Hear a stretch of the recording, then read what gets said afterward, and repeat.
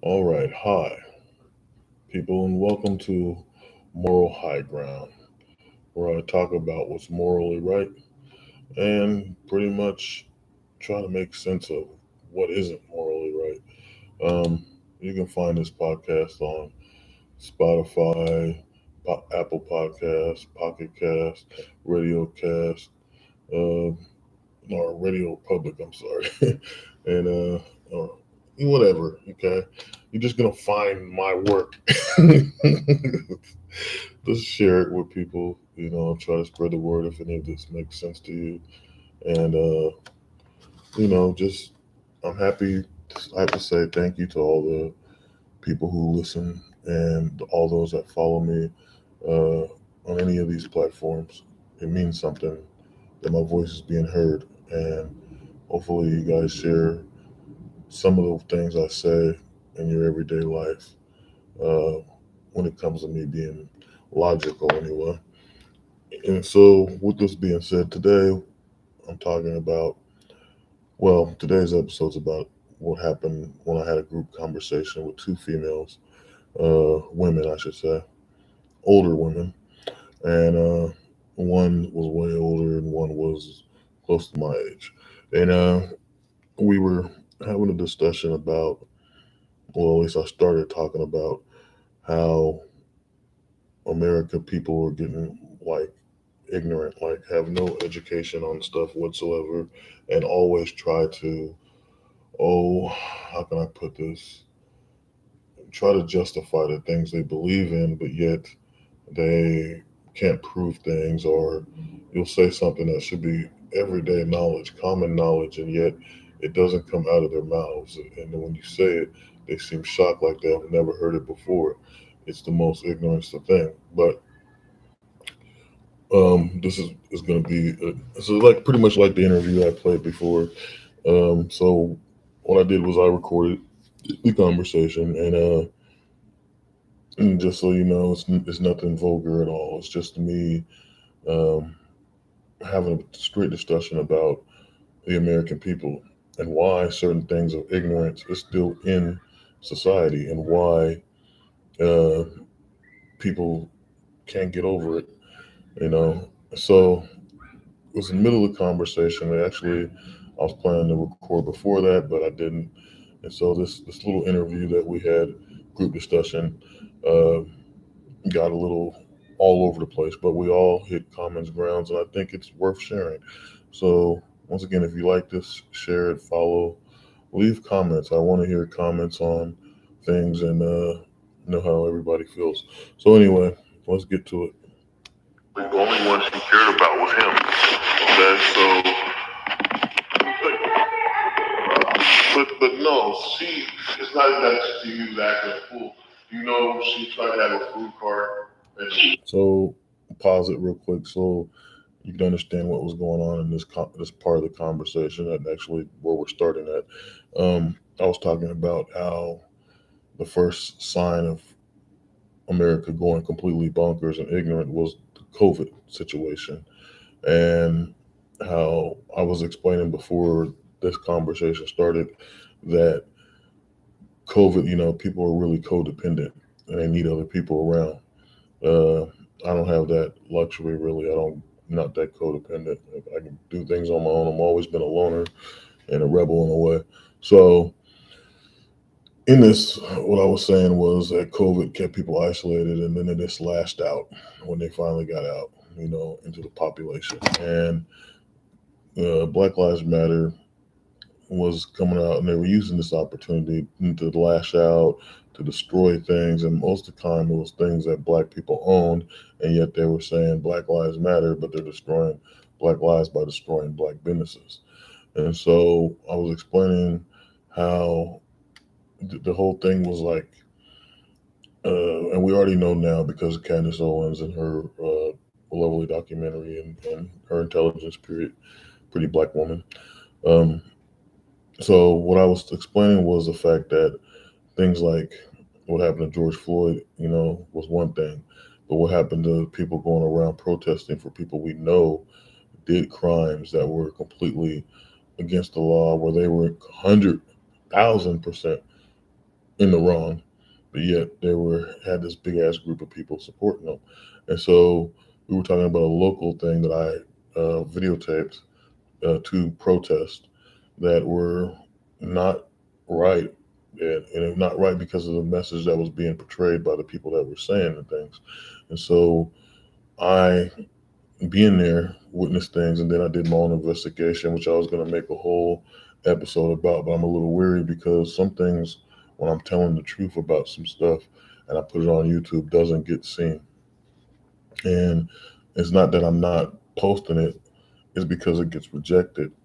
I had a whole thing with the whole thing with trying to. I had this concept of trying to explain every Republican and what they stood for and how long they've been in Congress and so forth. Not just Republicans, just politicians. Period. I don't know why I said Republican, but pretty much any politician. What they stand for, who they are, why people like them, all this. And I was going to do it in a humorous way. The first one I did was Great Alexandria Ocasio Cortez, and I made it funny, But some people say, "Oh, it's creepy," and I don't care. It was funny, trying to let you know about someone you might have not know, because some people don't.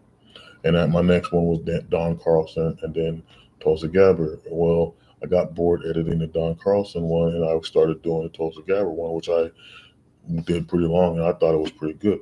As soon as I posted it, it was already um, copyright striked and all kinds of stuff. So I was like, well, I got to take it down. This was like within, I don't know, an hour, 2 hours. It was like, bam, I'm striked, I'm flagged, I'm all this.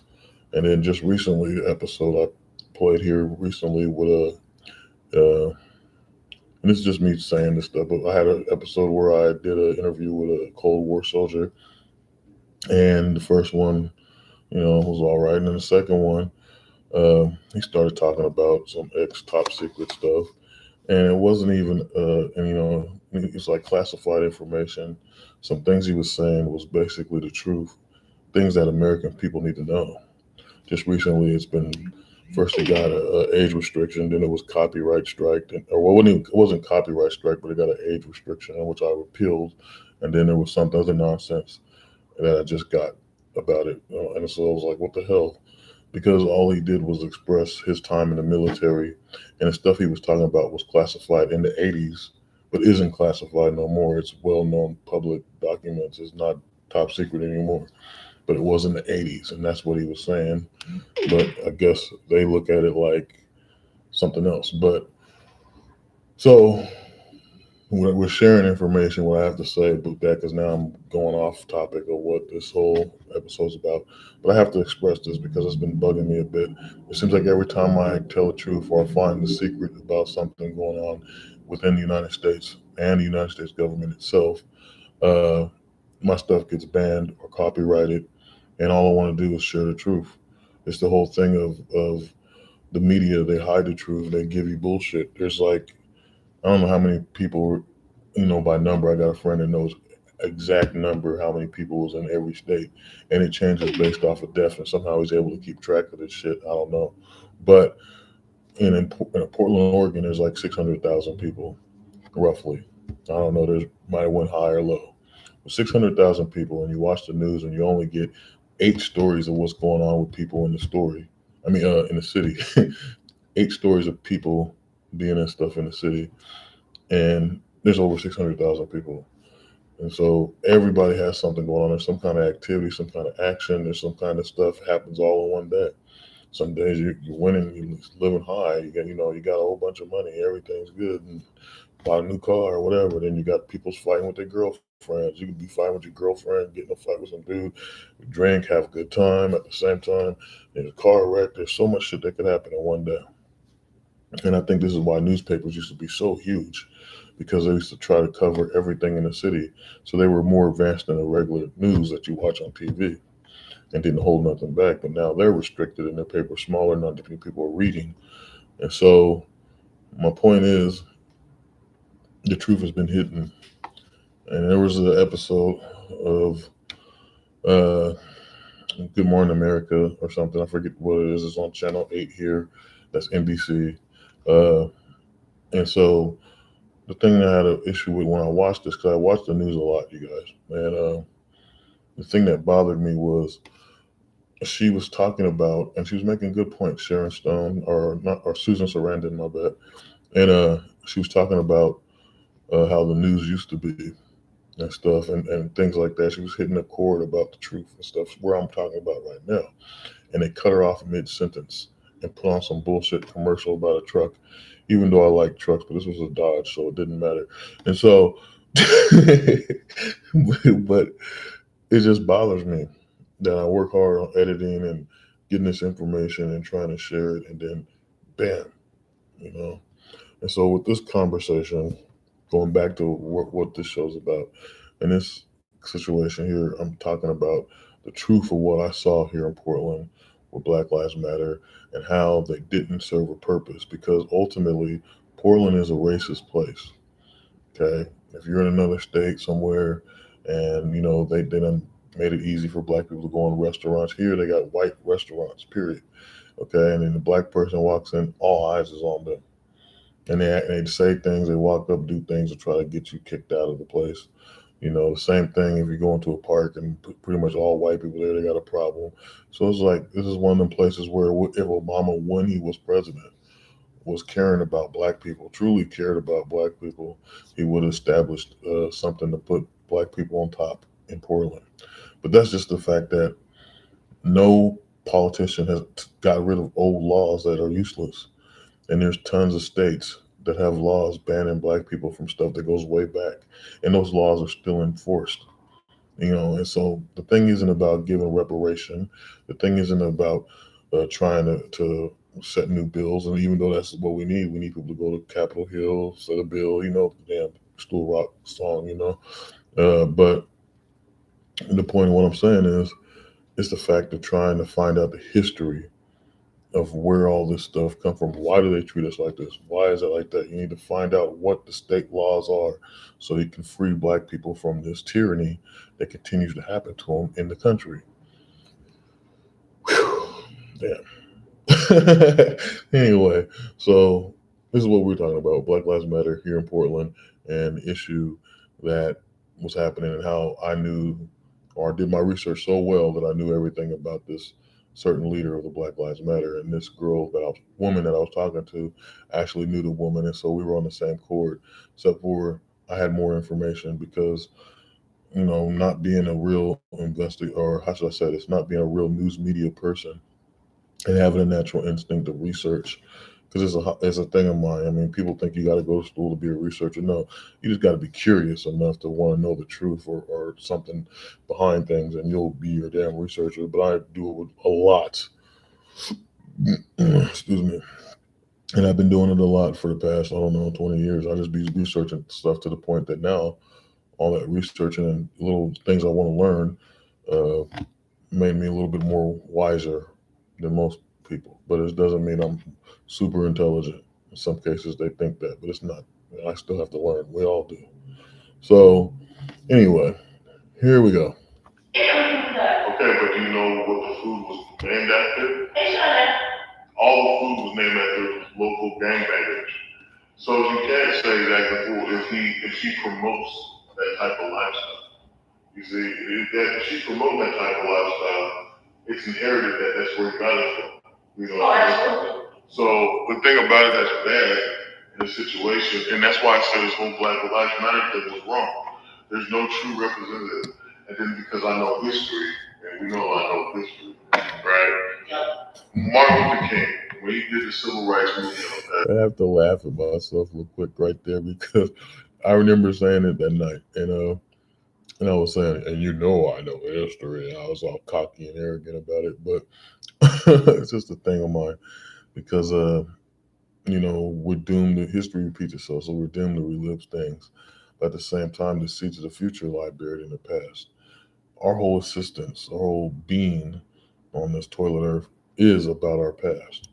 About past that goes so far back that, hell, our parents and grandparents and great grandparents can't even remember it.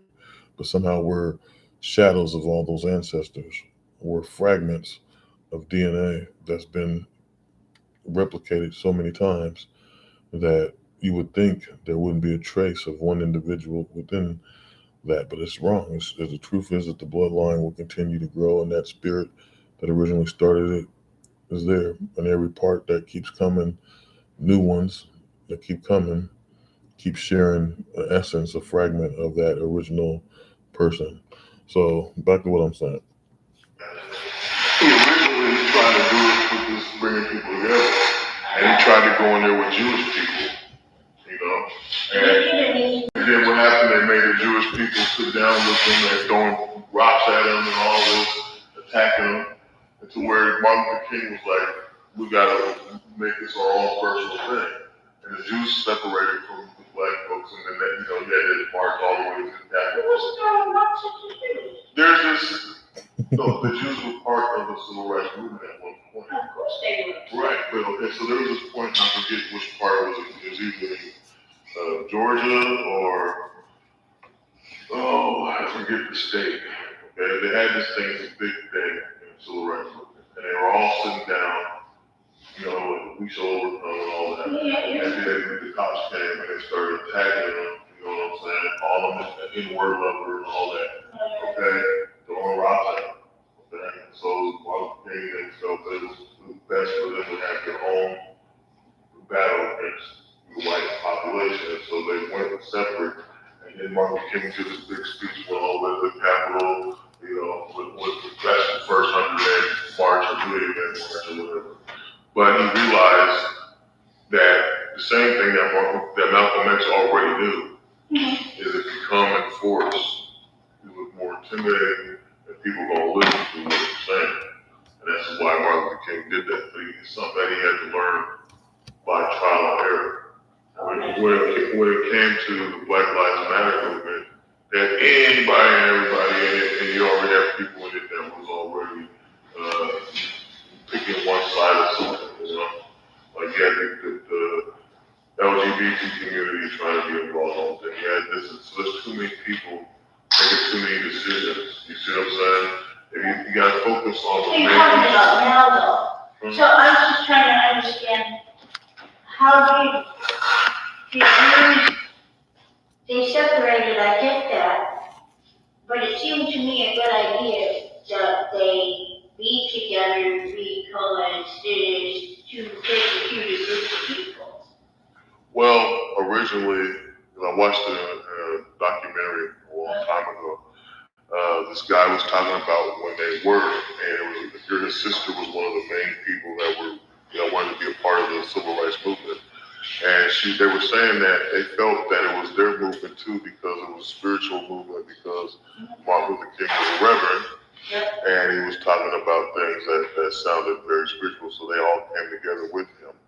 But then, like I said, because of the pressure of all the people attacking the black people at the time and all that, it became a separate thing. And then when they decided to go their separate way, the Jews decided on their own to go. No, black people went their own separate way, but the Jews felt like they were getting abandoned by the black people.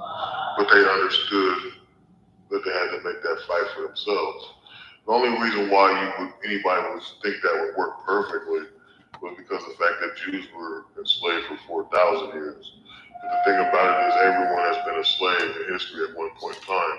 The only reason why it stays a thing here in America is a way to try to corrupt people. It's like, well, not just that. If you make people think, like if I said all women were slaves in America at one time, right? And I say this, right? And then I get everyone to convince this stuff, then people start looking at women differently. You see what I'm saying? And this is how it is. They say all black people were slaves and this and that. So they look at black people as lower than them, below them. You see what I'm saying? And it's always been, and this is why. But I know that's just not true. I know that it's not true. Okay, but so stop it there, because what I'm trying to get across is a scenario. It's like it's not even a scenario. It's a form of brainwashing and manipulation, because a person can say something to you and they can be 100% feeling what they're saying to you and is able to convince you because of how serious they look and the way they deliver what they're saying and how they come about saying it. But it doesn't mean what their beliefs is 100% right, or your belief either. So the thing with this is what I'm saying. When I'm saying this whole slavery thing, you got to look at it a certain way. It's not just, oh, someone just born one day and they hate people of other races. No, there's things, there's trials, there's scenarios, there's events that happen that put people on this path. And the thing about it is, we're automatically taught in the United States that black people were slaves. They don't say anything else. You know, they'll talk about how white people then went across the Delaware and came in the Minta, the Pinta, and the Santa Maria, and all this shit, right? And it's the same, and this is the same thing with Native people in a way. But just hear me out, you know, if you got patience. But the thing is, okay, black people, they don't have that hero. The only heroes that you hear about is Martin Luther King, really. You know, if you take your knowledge and you're really curious, you go find out about Frederick Douglass, or I can go on. There's so many different black people that they will talk about, Malcolm X and stuff, but they don't want to look at Malcolm X as a black hero. They want to make it look like he was a distress because he was a threat to the Caucasian population from the things he would say. But that wasn't something he was saying to uh, be like a violence towards them. It was something where he's talking about frustration as a black man dealing with this race that thinks they're ultimately superior. But if I was to tell you every day that dogs eat babies, I said dogs ate babies like this time, dogs ate babies, back in this time period, and dogs eat babies when you put them to bed and all this, and just make it sound so horrible to where dogs are pieces of shit, and then you decide you hate dogs, and everybody hates a dog. It's like certain rumors that are passed around America stay there because they're said so often that those without no form of knowledge on any race or anything will automatically take it as truth. I done heard a billion times, and a lot of you guys heard what I'm about to say, but I've heard a billion times, Asian people eat dogs. Asian people eat dogs, right? And I heard this so many times, especially in that movie I used to have, Faces of Death. They had this Korean family eating I don't know what it was, a chow or one of them husky looking dogs, and it's gross, it was fucked up because we look at dogs as another being, and some people don't think dogs are intelligent, but a dog species is a second species compared to mankind. You ultimately got to look at it like that. There's humans, there's dog canines, and there's felines, and obviously those are the other two species that are well popular that all can interact with each other: dogs, cats, and humans. So even though I believe evolution will, and I don't like using the word evolution, but I believe in a way that mankind, if mankind becomes, start to perish, that a cat population or dog population might be the next to inherit to Earth because of the fact that they've adapted so well to so many different things with Earth and humanity. But that's a separate story. But my point is, 'cause I went far off and I told some crazy nonsense to compare, bad comparison. But anyway, so really bad comparison there on my part. But what I'm saying is, if you're telling people day in day out from the day they're born that black people are race, or black people are slaves, black people were slaves, and then they hear it so much, and then they teach it so often. I remember a time when I was in school and Black History Month was a big thing at the time. And this teacher taught nothing but white history and waited to the very last day of February to talk about Black history. And within that time, while everybody else was learning about the colonists, pretty much the colonial wars is what I like to call it, and all this other stuff that happened in 1776, um, I went and took it upon myself to get a book on Malcolm X, Martin Luther King, and Black people in history. And I read it, and I thought Martin Luther King, I was going to be like really digging Martin Luther King, but it turned out I liked Malcolm X more, and I could relate to Malcolm X.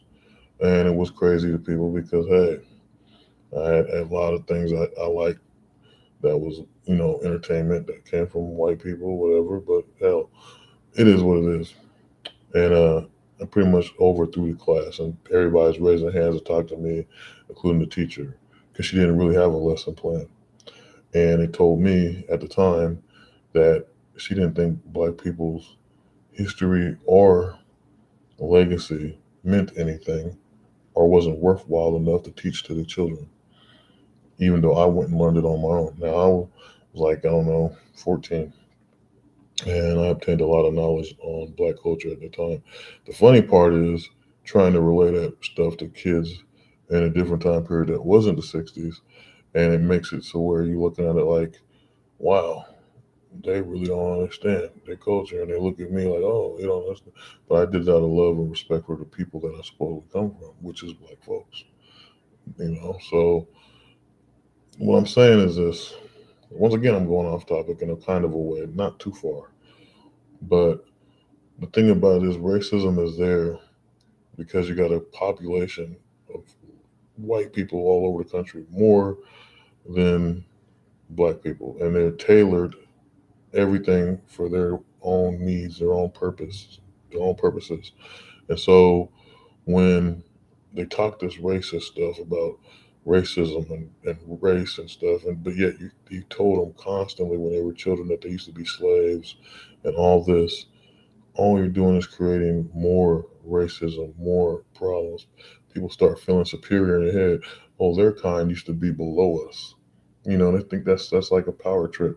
Their kind used to be below us. They used to be weak. They used to be our dogs and pets and shit. This is how they look at it, and this is why racism sticks around.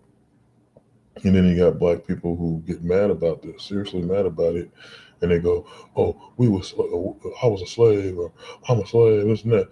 And you're not, but you can be. And the only reason why you can be is because you accept it by having this false narrative of the streets. Anybody that supports a woman sending her man to jail and acting like it's cool doesn't know the amendment that was fought for in the civil rights movement. The Civil War. Because when they freed the slaves, what they did, they put a stipulation on it. A black person is free in case of incarceration. So if you get incarcerated, you're automatically considered a slave as a black person. This is why the cops try so hard to get you put up in jail, to throw you in jail behind bars, because that puts you back as being a slave again. They can track you, they can follow you, monitor you, hold you back from any form of success and power that they can. And so this is a very strong situation and a conversation that would have multiple uh, repercussions and actions behind it. So it's not a thing where you want to sit there and go, okay, uh, yeah, we learned that today. It's not a thing you can put up on the shelf and say, well, that's good. No, because it will always continue to be there because of the way they teach and inform and enforce their knowledge upon the world of the United States. They wiped out the history, true history of people that are considered black folks in America, regardless if we have a rich history and a lot of things. It's like music. They talk about the king of rock. It's always got to be freaking, freaking Elvis when it could be Run DMC. You know what I'm saying? It could be Run DMC. It could be Chuck Berry. It could be anything. It could be BB King, whatever. Because black people created all the music in this country. They just get stolen from every time it sounds so good. And then the white people come in and try to learn the style, and bam, it's their music. And then black people just pop up with another form of music. It's the same thing with how we talk. We pull up another phrase, and then we pull up another one again. They take it, we make it, they take it down, we bring it back up. So think about that. But I'm not done with this conversation, and I'm gonna continue it. I'm gonna give myself a break, and I'm gonna come right back and talk about this again. So I'm gonna say peace be with you for now. And I know that was just a little short thing, but trust me, I'm getting somewhere. So peace be with you. Try to keep your heads up and try to share the wisdom and knowledge with the ones you love. Peace. Okay. Peace to the Middle East, to those of Wakandas and other factions of United States Americas.